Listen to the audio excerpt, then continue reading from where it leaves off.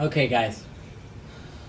It's been 6 hours so far writing this play, and we've got some stuff written and other stuff we still need to get. So, okay. Eric, what have we done so far? All right, so far we got us versus them, and then there's the fake conversation on race. Let's see what else. Oh yeah, the client relationships, and then the opener about the writing process.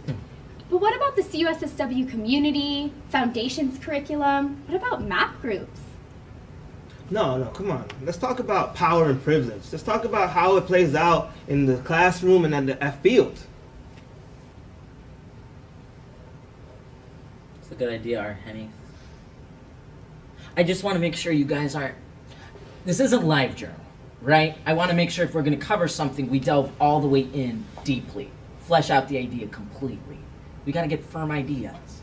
Yeah, come on guys, stay on task. This is our message. We're the ones who care enough to come to these writing meetings, so we're the ones who decide what goes in it. If they thought those things were important, they should be here. Yeah, I mean, come on. We're social workers, right? It's our job to represent and talk about the disenfranchised. You know, those who have trouble talking about themselves, talking for themselves as well, right? So, you know, if we can't do that here in these writing sessions, how can we possibly expect someone to do it in their field placement? No. That's no good either. We can't talk about people who aren't represented here, because then we'd be speaking for them. And then we'd just be another high status person speaking on behalf of the poor minority. And minority being anyone who we can't really talk about with authority. So pretty much everyone. So let's write about that. Come on, guys. Let's write about race. Let's write about power. Let's write about privilege. Let's write about how it's happening right now. We have to let these people know. The audience has to hear these stories.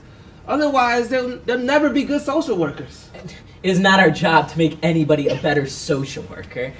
Look, we got to be really careful and tread a line.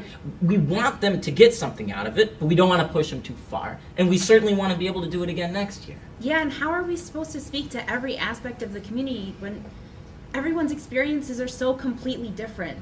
A reduced residency student is going to see things differently than an international student. And then there's me, a second year, who's juggling 2 other jobs just to make my way through school. Yeah, of course, but how do we capture those stories without their voices? I mean, just because it's hard doesn't mean that we shouldn't try. It's not like they're going to get mad at us for making assumptions about their lives. I would. Well, we have their attention right now. I don't want to lose it.